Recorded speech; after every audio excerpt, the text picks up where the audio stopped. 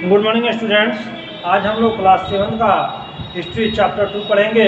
Kings and kingdoms के बारे में पढ़ेंगे। देखिए यहाँ पर दिया है किंग्स एंड किंगडम्स के बारे में। ये लेक्चर नंबर 1 होगा। इसमें जो टॉपिक्स दी गई है, दो टॉपिक्स के बारे में, इमरजेंस ऑफ न्यू किंगडम्स और दूसरा है वारिंग किंगडम्स इन्वॉल्व इन ट्राइटिट स्ट्रगल के बारे में दिया गया है। तो पहले हम इमरजेंस ऑफ न्यू किंगडम्स के ऊपर कुछ बातें दी गई हैं, उसको हम पढ़ेंगे। उसके बाद से बारी बारी से इन टॉपिक को समझेंगे। अराउंड द टाइम ऑफ, देखिए हर्षवर्धन जो थे, इसमें आप पढ़िएगा कि हर्षवर्धन और पुलकेशिन द्वितीय के बारे में पहले ही चर्चा की गई है। Around the time when Harshavardhana and Pulakeshin द्वितीय were locked in a war for supremacy in India, revolutionary change was taking place not too far away from the Indian shore. It was the emergence of Islam in Arabia. देखिए कहने का main है, किताब में तो बहुत कम दिया गया है, थोड़ा सा मैं इसको बता देता हूँ कि पहले जो होती थी ज़्यादा से ज़्यादा सुपरमेसी की लड़ाई हुआ करती थी कि हम ताकतवर हैं तो हम ताकतवर हैं। इसी ताकतवर के चलते हम अपने देश को बहुत सारा क्षति पहुंचा चुके। इसमें हर्षवर्धन और किसी द्वितीय के युद्ध के बारे में चर्चा की गई है कि यहाँ पर भी सुपरमेसी की लड़ाई छिड़ रही थी, और इस सुपरमेसी की लड़ाई का फायदा कोई तीसरा बाहरी देश के बाहरी मुल्क के लोग इसका फायदा उठाते थे। ठीक है ना। अरे बाहरी मुल्क का क्या कहिएगा, अरब कहिए, आपको इराक कहिए, वहाँ के मुस्लिम को कहिए, ठीक है ना, ये लोग क्या करते थे, इनका फायदा उठाते रहते थे, उठाने की कोशिश भी करते थे, और समय रहते यानी समय मिलते ही ये क्या करते थे, आक्रमण करके छोटे छोटे हिस्से को अपने कब्जे में भी करने लगे थे। आप आगे देखिएगा, इमरजेंस ऑफ न्यू किंगडम्स के बारे में दिया है। During the earliest phase of the medical history, रफली starting from the 7th century, जब मेडिकल पीरियड के स्टार्टिंग लगभग 7वीं शताब्दी के आसपास हुई थी, उसके पहले की बात है। इसमें दिया गया है कि वसास और chieftains presenting nucleus clan identity role in prominence in different parts of the subcontinent. देखिए जो पहले जागीरदार हुआ करते थे, वहीं जागीरदार क्या करते थे कि लीडर का भूमिका निभाते थे। लीडर मैंने कहने का मतलब है, कुछ छोटे छोटे समूह होते थे, उन छोटे छोटे समूहों पर वो राज करते थे, और उन छोटे छोटे समूहों पर राज करके उनके लीडर का वो भूमिका निभाते थे। वे जो कहते थे वहीं वो समुदाय के लोग भी करते थे। बाद में क्या होता है कि देखिएगा, soon they acquired power and wealth and asserted their independence to establish independent kingdoms. For instance, देखिए बाद में क्या करने लगे इन्होंने शक्ति, बाद में क्या करने लगे, छोटे छोटे जो ये जागीरदार होते थे या बड़े होते थे, क्या करते थे, एक दूसरे में मिलकर और बड़े बड़े समूह की स्थापना करते थे, और बड़े बड़े समूह करने का मतलब बड़ी शक्ति का रूप बन जाते थे। और बड़ी जब ये शक्ति का रूप बनते थे तो ये करते क्या थे कि बड़े बड़े क्षेत्रों को अपने घेरे में ले लेते थे, यानी बड़े बड़े क्षेत्रों को ये अपना लेते थे। बड़े बड़े क्षेत्रों पर जबरदस्ती ये क्या करते थे, राज करते थे, अपने अंडर में ले लेते थे और उस पर अपना शासन व्यवस्था करते थे। इसमें दिया गया है कि गंतिदुर्ग जो था उसने चालुक्य को हराकर राष्ट्रकूटा डायनेस्टी की स्थापना की। सम चिप्टियंस सच है, कुछ जो चिप्टियंस, कुछ जागीरदार ऐसे थे जिसका नाम था गुर्जर प्रतिहार वंश। ठीक है ना। ये गुर्जर प्रतिहार जो था उसने क्या किया कि gave up there traditional occupation and successfully establish. इसने अपनी पारंपरिक जो, एक शब्द में ही समझिए, इसका मतलब ये है कि जो गुर्जर प्रतिहार वंश जो थे, ये भी एक जागीरदार ही कहीं के थे। इन्होंने क्या किया कि अपनी शक्ति, इन्होंने भी क्या किया कि अपनी शक्ति सामर्थ्यता का प्रयोग कर राजस्थान में इन्होंने गुर्जर प्रतिहार वंश की स्थापना की। A clan of warrior referred to as the Rajput dominated the history of North and Central India from the 750 CE to 1200 CE। देखिए ये माना जाता है कि राजपूत जो थे, वीर जो थे, क्षत्रिय के रूप में भी राजपूत को माना जाता था, क्योंकि आप जानते हैं कि जब वर्ण बटा शुरू शुरू के दौर में जब वर्ण बटा तो 4 भागों में वर्ण बटा, क्षत्रिय, राजपूत, पुरोहित, ब्राह्मण और क्षुद्र।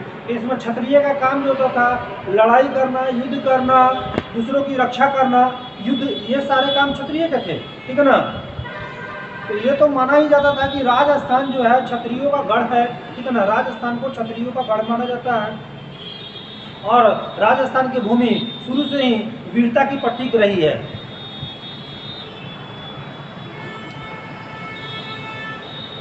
They claimed descendant from the solar family। वे अपने आप को, जो क्षत्रिय वंश थे यानी राजस्थान के जो क्षत्रिय थे, अपने आप को सूर्यवंशी और चंद्रवंशी, सोलर दिया देखिएगा, सोलर फैमिली और ल्यूनर, सोलर का मतलब सूर्यवंशी और ल्यूनर का मतलब क्या है, चंद्रवंशी। ये राजस्थान के जो क्षत्रिय थे अपने आप को सोलर वंशी यानी सूर्यवंशी और चंद्रवंशी रूप में बताते थे। Many historians trace their ancestry to tribes such as the Huns। बहुत सारे इतिहासकारों ने इसकी खोज की और उसके बारे में कुछ हमको बताया कि हुन्स थे, कुषाण थे, शाक थे, और आपको हुन, कुषाण और शाक, इनके बारे में क्षत्रियों के इनके बारे में यानी हिस्ट्रियंस ने इनके बारे में ट्रेस किया और हुन, शाक और कुषाण के बारे में हमको जानकारी दी। They established their kingdoms throughout North India and guarded the land from Arab and Turk invaders। यानी कुषाण, हुन्स और शक के बारे में जो हमारे इतिहासकार बताते हैं कि इन्होंने भारत की ही नहीं बल्कि भारत के जितने भी क्षेत्र हैं जहाँ पर इनका शासन व्यवस्था रहा और नहीं भी रहा, इन्होंने जो अरबिक थे और जो तुर्किश थे उनसे हमारी और अपने देश की रक्षा की। During the region of Harshavardhan के समय में कन्नौज जो था became the centre of all political development in North India. यानी उत्तरी भारत में कन्नौज एक ऐसा क्षेत्र था हर्षवर्धन के समय में जो राजनीतिक क्षेत्रों का एक गढ़ माना जाता था। पता है कि on account of its strategic position Kannauj fostered trade and commerce and high fertile of the soil encouraged agricultural growth। ये भी माना जाता है कि कन्नौज जो था, कन्नौज के बारे में ये भी कहा जाता है कि कन्नौज की जो भूमि थी वो काफ़ी फर्टाइल थी यानी काफ़ी उपजाऊ थी, वो कमर्शियल के लिए काफ़ी महत्वपूर्ण क्षेत्र हुआ करता था। कन्नौज जो था कमर्शियल के लिए वहाँ की भूमि काफ़ी उपजाऊ थी, राजनीतिक क्षेत्र के लिए एक महत्वपूर्ण स्थान माना जाता था हर्षवर्धन के समय में। अब कहा जाता है यहाँ पर due to this all new kingdoms that sprang up after the disintegration of Harshvardhana's empire were equally interested in acquiring control over Kannauj। पता है due to this all new kingdoms that sprang up after the disintegration of Harshvardhana empire were equally interested in acquiring control over Kannauj। देखिए हर्षवर्धन मैंने कहने का मतलब है कि हर्षवर्धन के बाद बहुत सारे शासक ऐसे थे कि कन्नौज पर भीड़ गए, कन्नौज को अपनाने के लिए बहुत सारे शासक उस पर भीड़ गए। कन्नौज जो था एक महत्वपूर्ण स्थान था। अब यहाँ पर जो दिया गया है Warring kingdom involve in ट्रिपार्टिट struggle. यहाँ पर वॉरियर का यहाँ पर देखिएगा वारिंग का मतलब यहाँ पर दिया है युद्धरत होता है, युद्ध से संबंधित युद्धरत। किंगडम्स मतलब समझते ही होंगे आप लोग। ट्राइपेट में होता है त्रिकोणीय। यहाँ पर कोई 3 राज्य या 3 कोई वंश या कोई 3 चीज़ के बारे में बताया गया है जो आपस में ही युद्ध करने में लगे रहते थे। अब हम आगे किताब में पढ़ेंगे तो देखेंगे क्या लिखा है। The beginning of medieval Indian history was marked by a long struggle involving the Gurjar Pratihara of Malwa, the Rashtrakuta of Deccan and the Palas of Bengal to establish their supremacy over Kannauj। देखिए यहाँ पर दिया गया है कि the beginning of medieval, जब medieval period के medieval period की शुरुआत भारत में हुई उसी समय से 3 जो राजवंश थे, 3 जो डायनेस्टी थी, वो एक जो थी आपको गुर्जर प्रतिहार वंश जो मालवा से थी, राजपूत जो थी दक्कन से थी, एंड पालाज डायनेस्टी जो थी वो बंगाल से थी। कि ये तीनों क्या चाहते थे, ये तीनों कन्नौज पर अपनी सुपरमेसी को क्या करना चाहते थे, दिखाना चाहते थे। और तीनों में इसी बात की लेकर क्या थी, लड़ाई भी थी। As this event involved three major regional powers, it is described by historians as the traffic struggle.